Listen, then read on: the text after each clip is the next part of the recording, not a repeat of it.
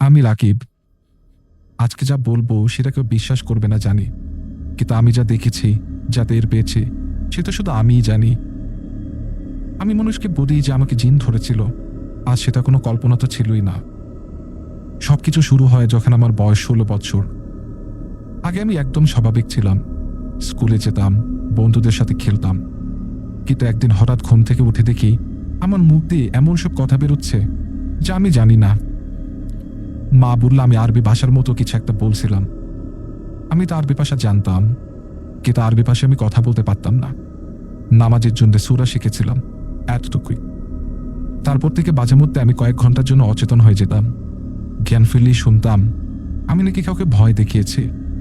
হঠাৎ করে আমার কণ্ঠ যেন পাল্টে গেছে, চোখ লাল হয়ে যেত। আমি নিজে এসব মনে রাখতে পারতাম না। একবার তো গ্রামের এক হুজুর ডেকে আনা হয়।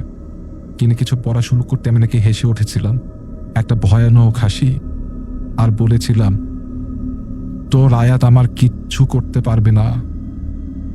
আমি জানি না আমি কিভাবে এটা বলেছে, কিন্তু সবাই বলেছিল তখন আমি নাকি আমি ছিলাম না। আমার এত ঘুম হতো না। ঘরে অদ্ভুত আওয়াজ শুনতাম, কারো ফিস ফিস, জানালার কাছে টোকা, খাটের নিচ থেকে কারো নড়াচড়া। আমি কাউকেই বোঝাতে পারতাম না। এমনকি আয়নায় তাকালেও নিজেকে নিজের অপরিচিত লাগতো। জিনের মধ্যেই যেন বসবাস করছি।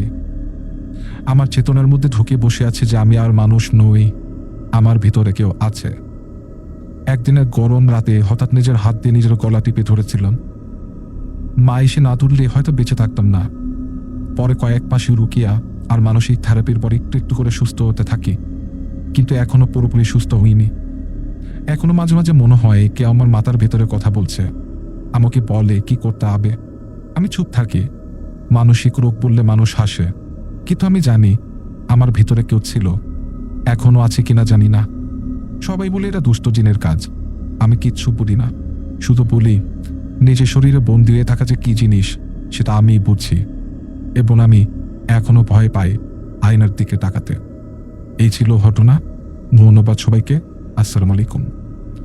Thank you, dear listeners, for listening to the story. I'm RJ Meg, signing out from the channel Bhoy Rajyo. Assalamu alaikum.